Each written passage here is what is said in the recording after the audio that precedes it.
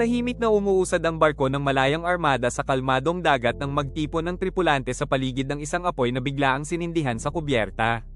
Nagbahagi na ng mga mandaragat ng kanilang mga kwento, ayon sa tradisyon. Isa itong ritual upang patibayin ang samahan bago pumasok sa mga lugar na pinagliligawan ng mga scout ng coalition. Nanatiling tahimik si Dorian sa loob ng ilang sandali bago nagsalita. Alam niyang hinihintay ng lahat ang kanyang kwento. Ang batang mandaragat ay may nabubuong reputasyon, hinubog ng determinasyon at hilaw na lakas. Nais ng mga nakatatanda na maunawaan kung ano ang nagpapatakbo sa madilim na titig na lagi niyang itinututok sa abot tanaw. Inalala niya ang pagkawala ng kanyang ama. Hindi nang inig ang kanyang tinig. Inilarawan niya ang marahas sa pag-ataking tumama sa kanilang tahanan at ang hindi makatarungang kamatayang nagmarka sa kanyang pagkabata. Sa kanyang isipan, ang pangyayaring iyon ang humubog sa buong buhay niya.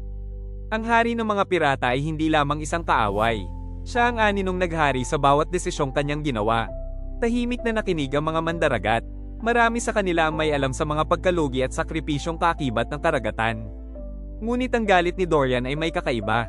Tila ito ay matanda at malalim, hinubog ng mga taon ng trabaho, ng pag-iisa, at ng mga alaalang hindi kailanman kinwestiyon ng sinuman.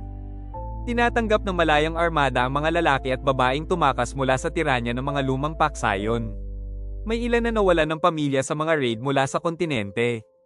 Ang iba naman ay itinaboy ng coalition. Kaya ang kwento ni Dorian ay umalingaw-ngaw na may masakit na pamilyaridad, ngunit may kasamang bagong pangamba. Pinagmamasdan ng kapitan ng batang mandaragat mula sa gilid ng bilog. Nakikilala niya sa galit na iyon ang isang makapangyarihang puwersa, ngunit isa ring posibleng panganib. Sa dagat, ang mga pasyang ginagawa sa bigat ng emosyon ay maaaring maghatol sa buong barko. Alam niyang naglalakad si Dorian sa isang marupok na linya. Nang maglaho ang apoy, naiwan si Dorian na mag-isa sa ilalim ng mga bituin.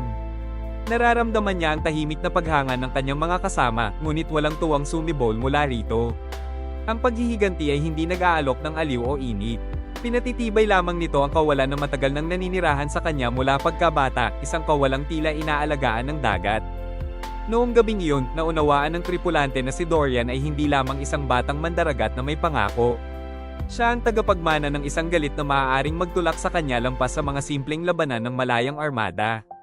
At wala pang nakaalam kung saan siya dadalhin ng obsesyong iyon.